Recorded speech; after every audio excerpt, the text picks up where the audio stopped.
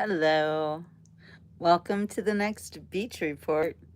In today's episode, we see President Trump meet with Vladimir Zelensky, President of Ukraine.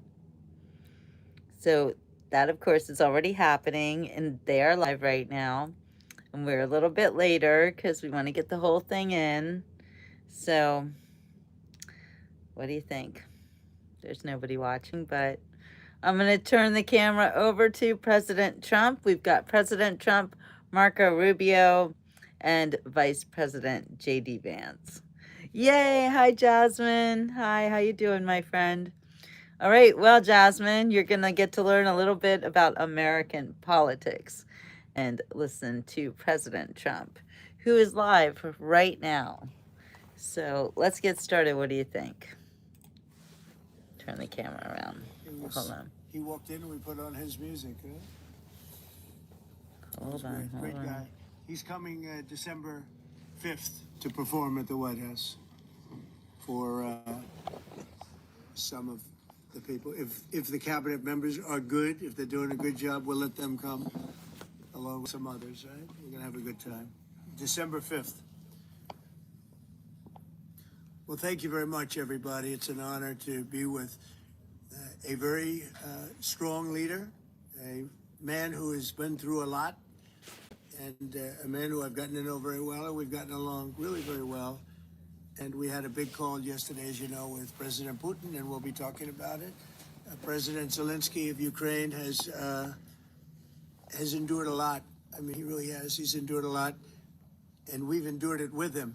To be honest, it's been a long time, and I think we're making great progress. So we're going to be talking about that today. We'll be talking about what took place yesterday with my phone call with President Putin. And I think that things are coming along pretty well. It began with Alaska, where I think certain guidelines were discussed, and we want to see if we can get this done. This was long ago into the Biden administration. I came here and we inherited this, and we'd like to see if we could finish it, end it. We want it ended. So many people have died in this war, and we're gonna get it ended. So I just want to thank you all very much. If you have a couple of questions, go ahead, please. In fact, before I do that, let me just ask the president to say a few words. Thank you, President. Sure. Glad to meet you again, Mr. President. Thank you very much for the invitation. Again, congratulations with your successful ceasefire in the Middle East. Thank you. Yeah, and you did it. And I think this is the momentum to finish Russia's war against Ukraine. I think that, yes, we understand that Putin is not ready. I think not ready, but I think that I'm confident that with your help, we can stop this war. And we really need it. We see that they don't have successful steps on the battlefield, and it's good. I think that their army is weak now, but a lot of losses. They have a lot of losses and in economy and people, and I think this is a very important moment. And I wanted to thank you, Mr. President, after our phone calls. Yesterday I had a good opportunity to meet with the big American energy companies, and they're ready to help us.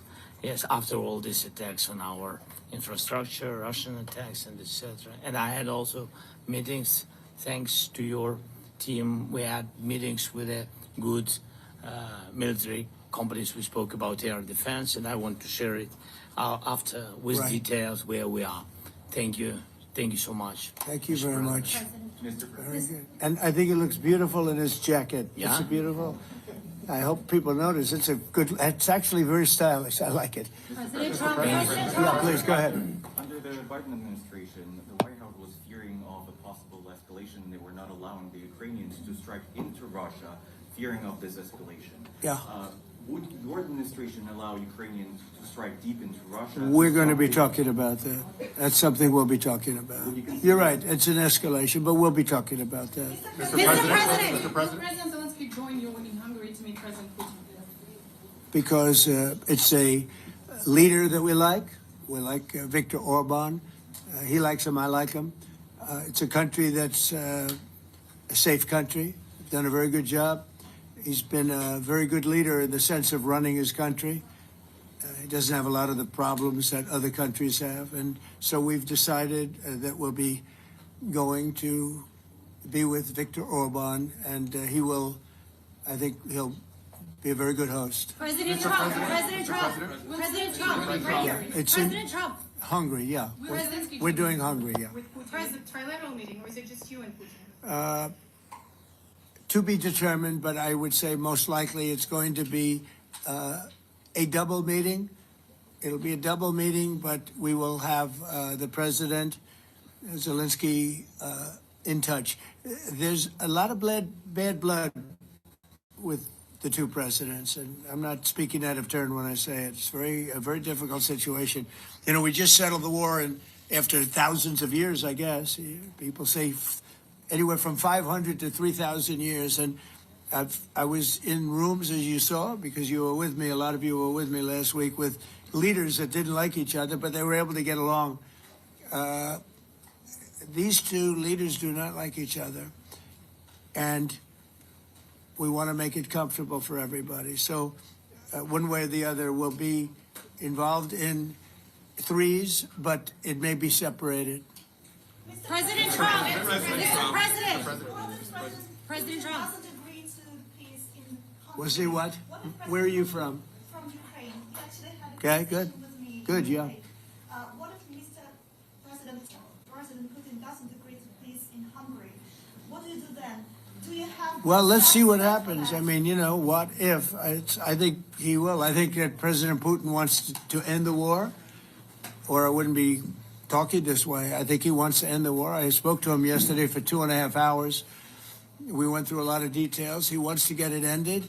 I think that President Zelenskyy wants to get it ended. Now we have to get it done. President Trump, Kara Castronova from Lindell TV. And although I love asking you questions, today my question is for President Zelenskyy of Sure. Ukraine. Go ahead, please. Thank you. Our President Zelenskyy, President Trump, just brokered a peace deal in the Middle East that all Americans, both sides of the aisle, are very proud of. But to meet that deal, both sides had to make concessions. Our president has stuck out his neck in many ways to make a peace deal for your war as well. What specific concessions are you willing to make to end this war with Russia? Will you give up joining NATO? Americans have foreign war fatigue, and our president, as he said, we need our tomahawks too. To me. Yes, you, Okay. President Zelenskyy. Thank you What very much. concessions will you That's some question. Right? So many Thank questions you. in one. Thank you very much for your question. First of all, I think we need to sit and speak. The second point, we need ceasefire. Even now, you see in the Middle East, it's very difficult to hold ceasefire. Everywhere, in every war, it's very difficult. We want peace. Putin doesn't want. That's why we need pressure on him. We will speak with President today what we need. We understand what we need to push Putin to negotiation table.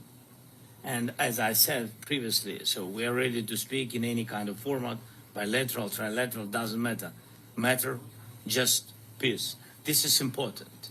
And we don't speak about NATO or NATO. For Ukrainians, it's very important.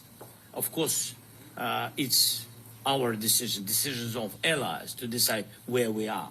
But are you willing to give Yes, up but joining the NATO? most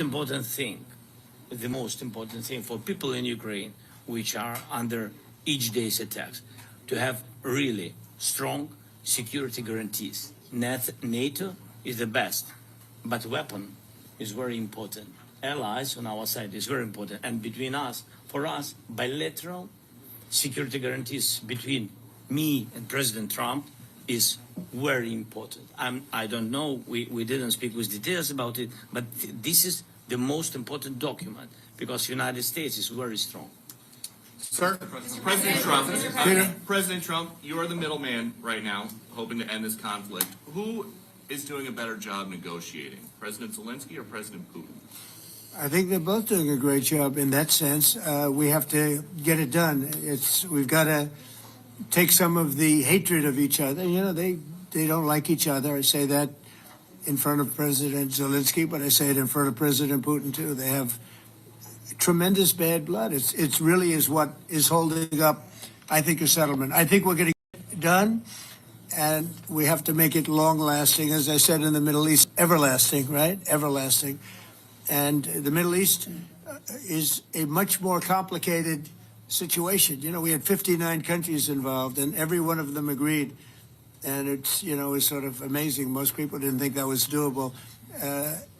This is going to be something I really believe that's going to get done. I had a very good talk yesterday with President Putin. I think he wants to get done. And President behind you.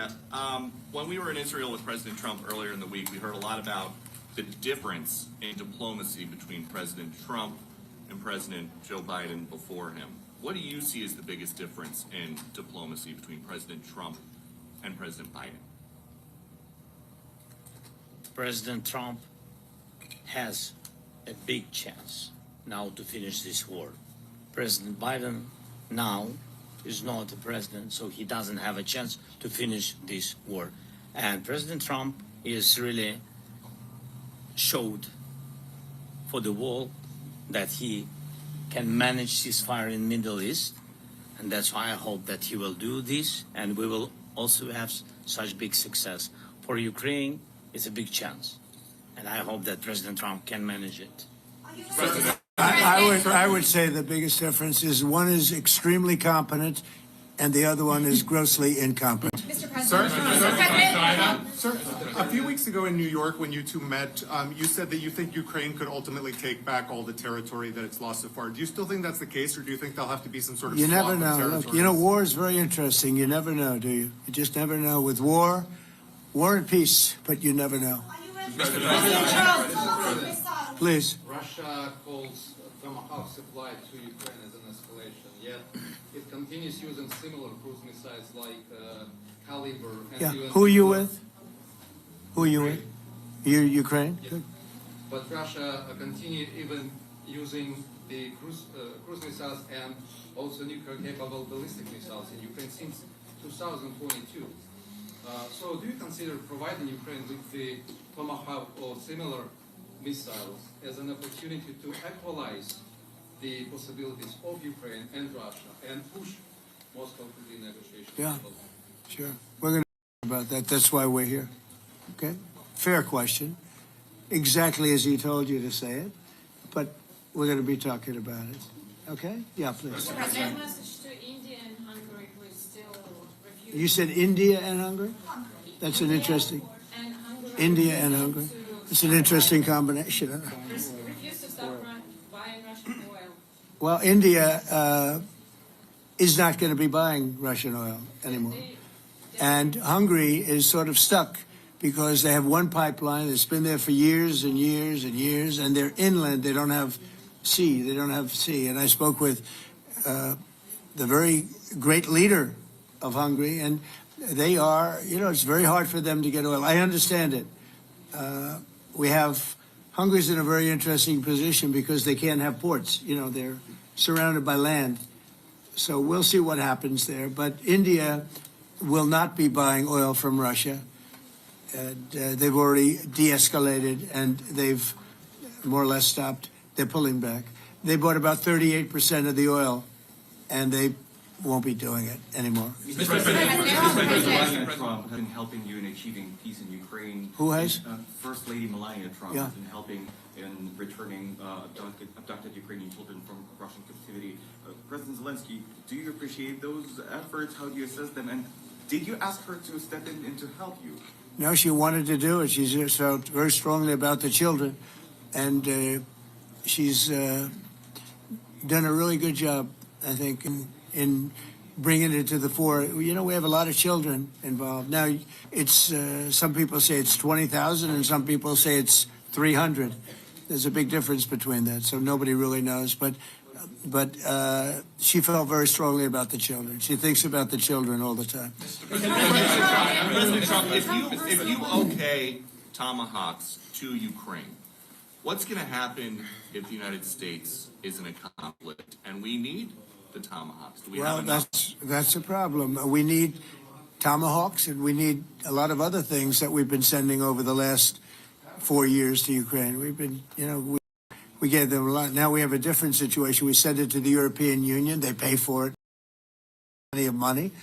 But we it's beyond the money. We need Tomahawks, or we need a lot of other weapons that we're sending to Ukraine. One of the reasons we want to get this war over is exactly that. It's not easy for us to give. You're talking about massive numbers of very powerful weapons. So that's one of the things we'll be talking about. Hopefully they won't need it. Hopefully we'll be able to get the war over with without thinking about Tomahawks. I think we're fairly close to that. Yeah, go ahead. Can I say, Yeah, please. just you to understand. So for today, of course, we want to finish this war, but the war is another technological war. You don't use just Tomahawks. If you want to target a military goal, you need thousands of drones. It goes together with such missiles. Ukraine has such thousands of our production drones, but we don't have Tomahawks. That's why we need Tomahawks. But United States is a very strong production, and United States has Tomahawks and other missiles, very strong missiles, but they can have our thousands of drones. That's why where we can work together, where we can strengthen American production. And so just so that I understand, so you're suggesting kind of a trade.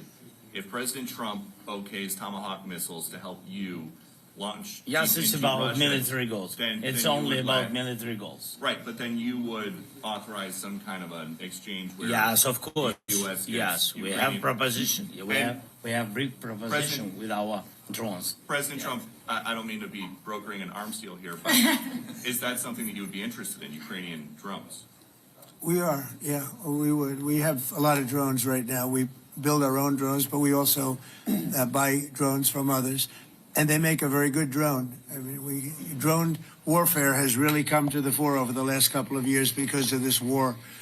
I will say, there's nothing like the jets. We knocked out a lot of drones in Israel. We were knocking them out for Israel, and we were doing it with extremely fast and powerful jets, following the drones and knocking the hell out of them. So it's, we know a lot about the drones, and we know a lot about the great jets, the great ones. The ones, and the B-52s, which were totally they were stealth. They were undetectable. So we have a lot of different weapons. And, I have an obligation also, though, to make sure that we're completely stocked up as a country, because you never know what's going to happen. In war and peace, right? You never know what's going to happen. So we're going to be talking about Tomahawks, and would much rather have them not need Tomahawks. Would much rather have the war be over, to be honest, because, we're in it to get the war over. We're selling a lot of different types of weapon, as you know, to the European. We're not in it for that. We're in it to get it over. We're losing thousands of people a week, thousands of people, Russian, Ukrainian, and mostly soldiers. Mostly soldiers. But we're in it to see that end. And if we can end quickly, and I think we can. I had a very good talk yesterday. We're going to be talking about it. But I had a very productive talk yesterday with President Putin. We'll see what happens. But the war in the Middle East was far more complicated. We got that one done. And I think we have a good chance. I think President Zelenskyy wants it done, and I think President Putin wants it done. Now all they have to do is get along a little bit. Can you give us an update on the trade negotiations with China, or perhaps Secretary Bessent? Yeah, I will, and I'm going to let Scott do that. But I think we're doing very well. I think we're getting along with China. China would like to have something. As of this moment, we'll be meeting in a couple of weeks. We'll be meeting in South Korea. You think myself. Will go forward? I think so. It looks like it's going forward. I think so. They want to meet. We like to meet.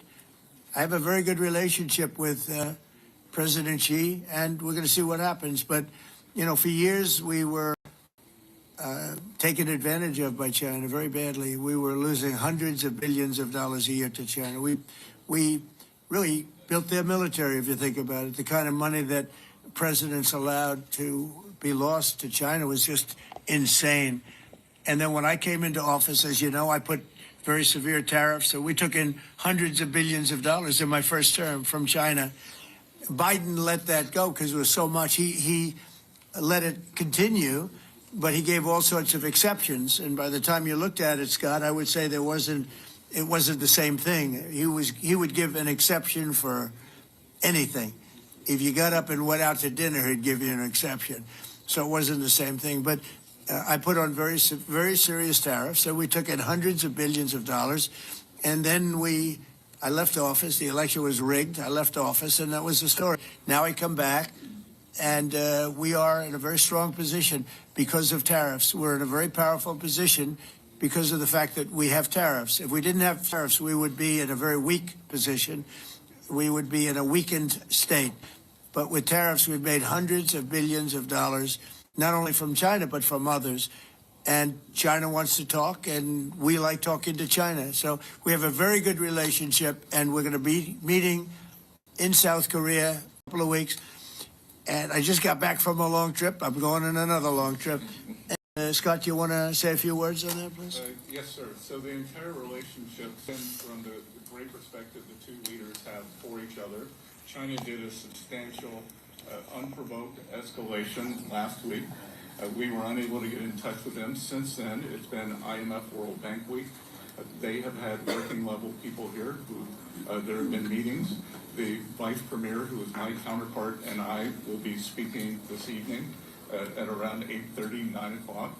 And then he and I and a delegation will meet in Malaysia probably a week from tomorrow to prepare for the two presidents to meet. So I think that things have de-escalated. We hope that China will show the respect that we have shown them. And I am confident that President Trump, because of his relationship with President Xi, will be able to get things back on a good course. Is the hope for that meeting with you and President Xi some kind of trade deal then, or could be? Look, I think we're in a very strong position. We're getting, as you know, as of November 1st, I could move it up if I wanted, a 100% tariff over and above what we get now. So that would make it about 157%. And China doesn't want that, and they want to talk, and we're talking. And I think we'll make a deal that will be good for both. I think we will do something. But you have to understand, we never got anything from China. It was a one-way street. For many years, for decades, it was a one-way street. And they became rich because of the United States. And frankly, presidents that, let's be nice, they didn't know. They just didn't know. They didn't understand what was happening to them.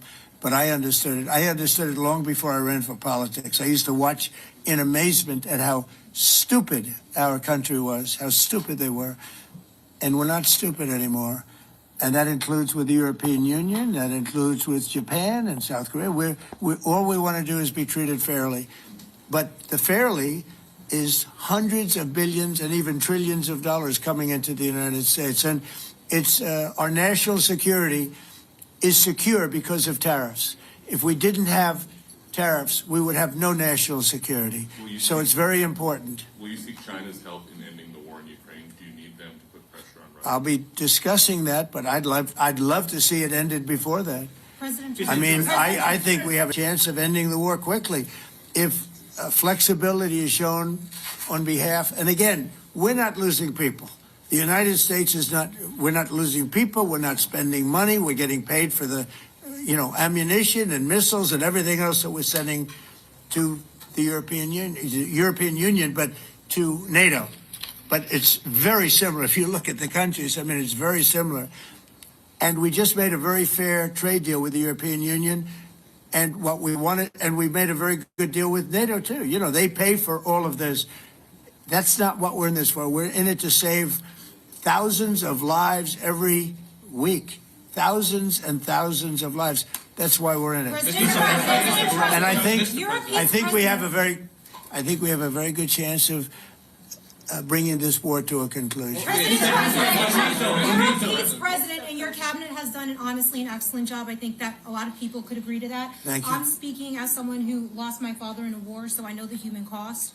What would your advice be to American leaders, to world leaders, to neocons, to TV hosts who often speak about conflict in abstract or strategic terms rather than the human cost and the human terms? Look, my only statement is we have to get together. It's a very small group of people. It's the president, and the president. Okay, 3 presidents. And I'm the mediator, President. And I'm mediating not an easy situation. It should be easy, but it's a lot easier when people understand each other, when they get together, and when they like each other. We don't necessarily have that situation as far as like is concerned. Maybe it can turn around. Maybe it can. But in the meantime, we'll have them keep a little bit of distance, and we're going to see if we can get it done. This is number 9, okay? This will be number 9 for me. I've solved 8, including the Middle East. I've solved 8. This, I thought, would have been among the easiest. We solved, President Putin mentioned yesterday Armenia, all of the different wars. He said it was amazing because but the big one that he was surprised that we were able to settle was the Middle East. He thought it was incredible. He was very generous in that sense. This should be something we're able to settle, and I think we will be able to settle. Brian. On that note, you will go down as the peacemaker, no doubt, and you will resolve this war. Well, we resolved 8 others. It's funny how people say that. If you get this one, every time I do one, they forget about that one. I solved 8 wars. Go to Rwanda and the Congo, talk about India and Pakistan, look at Thailand, look at all of the wars that we solved. And every time I solve one, they say, if you solve the next one, you're going to get the Nobel Prize. I didn't get a Nobel Prize. Somebody got it who's a very nice woman, very nice. I don't know who she is, but she was very generous. So I don't care about all that stuff. I just care about saving lives. But this will be number 9. But every time I solve one, they said, sir, if you solve one more, you're going to be known as a peacekeeper. So to the best of my knowledge, we've never had a president that solved one war. Not one war. Bush started a war. A lot of them start wars, but they don't solve the wars. They don't settle them. And especially when they have nothing to do with us. I guess just about all of these wars had nothing to do with us. But I saved tens of millions of lives. The Prime Minister of Pakistan said, I saved millions of lives in interceding on Pakistan. And you look at Pakistan and India as an example. That would have been a bad one, 2 nuclear nations, right? So I say this, this is pretty much the last one, although I do understand that Pakistan attacked, or there is an attack going on with Afghanistan. That's an easy one for me to solve if I have to solve it. In the meantime, I have to run the USA, but I love solving wars. You know why? I like stopping people from being killed, and I've saved millions and millions of lives, and I think we're going to have success with this war. Wait, please. This, President Zelensky, this is your 3rd time over here. Oh. And by the way, you look excellent. Thank you, sir. Thank you. For you, by the way.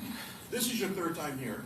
How different sitting across from the president is this time versus the 2 previous times here at the White House, and how confident are you hearing the success rate of solving these prior wars that he can get this war solved?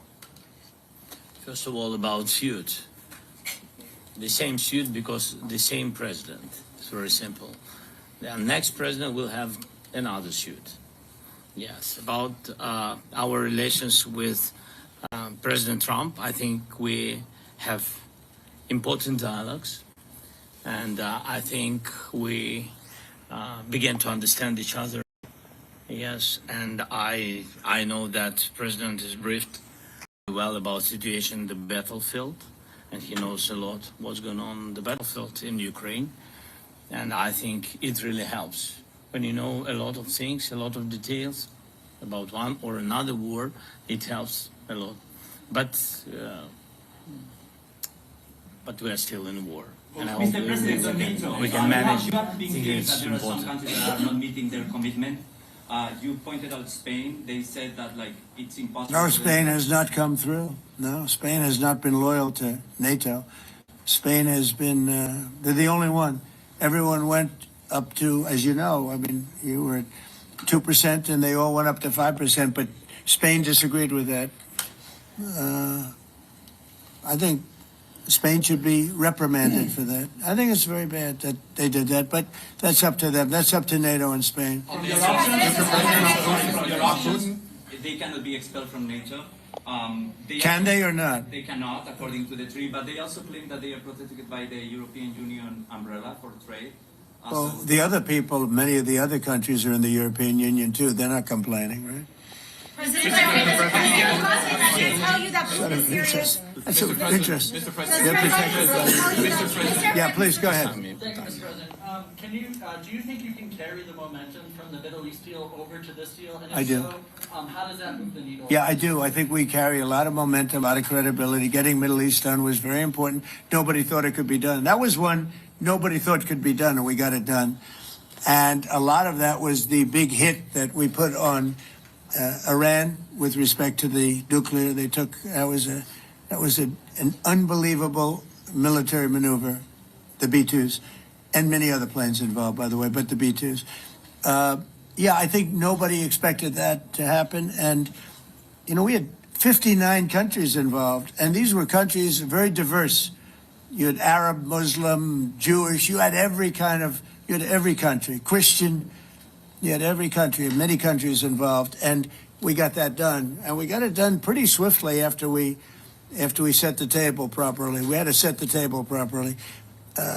This should be one that we get done. And I think the table is set properly here now, too. And it'll be a great honor. It'll be a great honor to get it done. And the Ukrainian people are great, and the Russian people are great.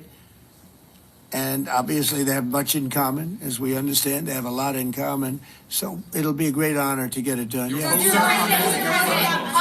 On Venezuela, there are survivors from your latest boat strike. What happens to those survivors? Well, I'll ask Marco to discuss that possibly. Yeah, it's well known there's an ongoing narco-terrorist operation the United States has been conducting.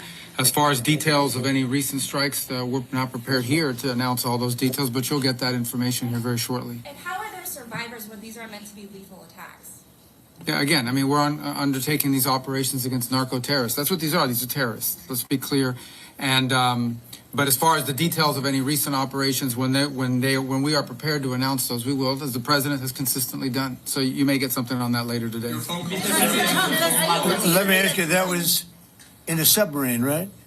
We attacked a submarine, and that was a drug-carrying submarine built specifically for the transportation of massive amounts of drugs, just so you understand. This was not an innocent group of people. I don't know too many people that have submarines, and that was an attack on a drug-carrying, loaded-up submarine. Yeah.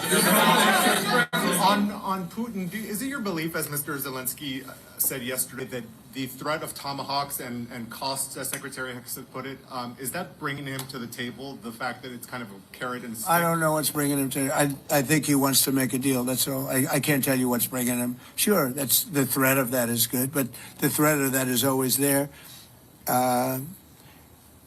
Tomahawks are very dangerous weapons. They're incredible weapons.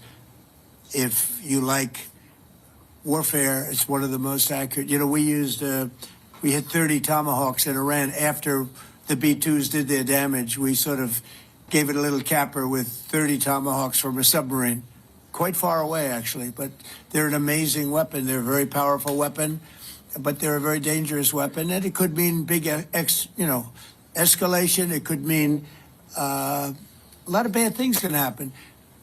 Tomahawks are a big deal. But one thing I have to say, we want Tomahawks also. We don't want to be giving away things that we need to protect our country. We have a very strong country right now. We have a strong military. We have the greatest military in the world. We have the greatest weapons in the world. I want to get this war over. Okay? Putin-Trump tunnel to connect Russia and Alaska. Interested? I just heard about it. A tunnel from Russia to Alaska. Just heard about that one. That's an interesting one. We'll have to think about that.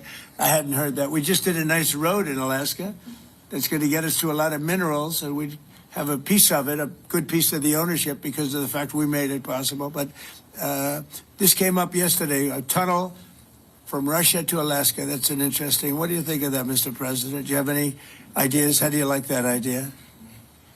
I'm not happy with this. I don't think you're going to like it. I don't think you liked it. I don't think you liked it. President Trump, do you think that Vladimir Putin, do you think that Putin is your gut instinct? Well, we had a senator that wanted, remember, from Hawaii, she wanted a tunnel from the mainland to Hawaii. And she said, well, we can't do that, so we're going to build a railroad to Hawaii. Do you remember? She's a current sitting senator, a Democrat.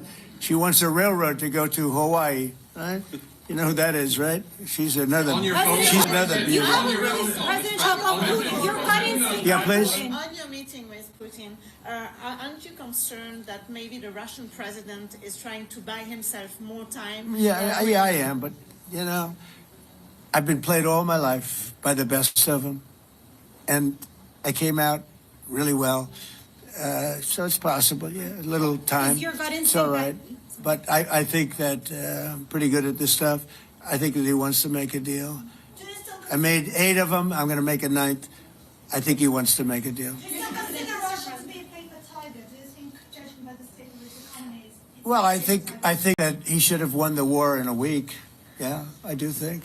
And if we didn't give the anti-tank missiles, as you know, the javelins they call them, they got stuck in the mud.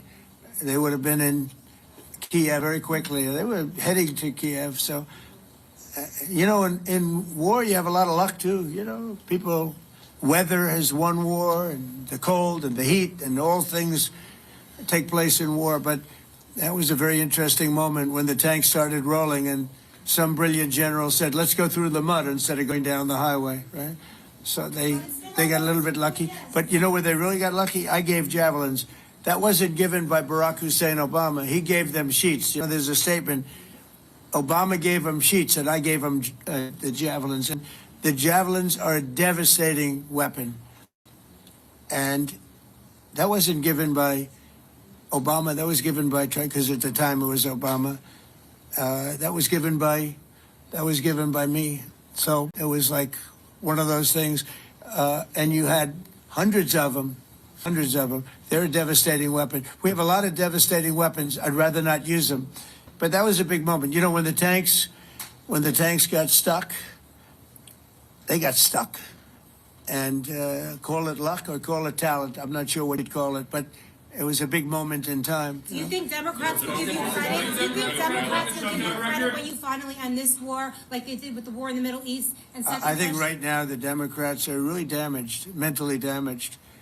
They want to take 1.5 trillion with a T, $1 trillion, and give it to people that invaded our country. They came into our country illegally, from prisons, from mental institutions, gang members. They want to give them health care and take it away from our citizens. We're not going to do that. $1.5 trillion. They want to destroy. They want to destroy our health care system. We're not going to let that happen. Have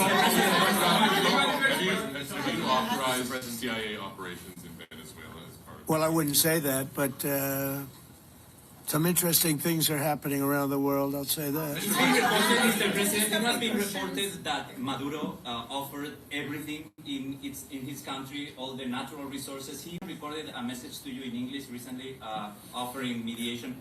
What should we do in order to stop that? He has offered everything. He's offered everything. You're right. Why? Because he doesn't want to fuck around with the United States. Thank you, everybody. Thank you. Thank you, everybody. Did Trump just say the F word? Oh my gosh. Oh my gosh. Wow. Wow. Wow. Okay, are you guys shocked? He doesn't want to fuck around. Oh my gosh. Oh, I'm shocked. Wow. Oh, wow. President Trump, man. He's Mr. Serious. Oh my gosh. I don't know why I'm like all emotional about it. It is my favorite word, by the way. Thank you for being Starting over again. Okay, sorry. Wow. Okay, yeah, Fapo indeed. You know, my gosh. Wow. I don't know why that made me. Did it make you emotional too? Is it crazy? You know, you're right, Brian. The last thing you want to do is F around with President Trump. And I think he said that. I think he said that for Zelensky's benefit. So, what do you guys think about Zelensky? Does that dude strike you as completely facetious and he just wants to get his hands on some tomahawks? What do you think? Yes, exactly, Spirit. Proving again that President Trump is a man of the people. So true. Wow.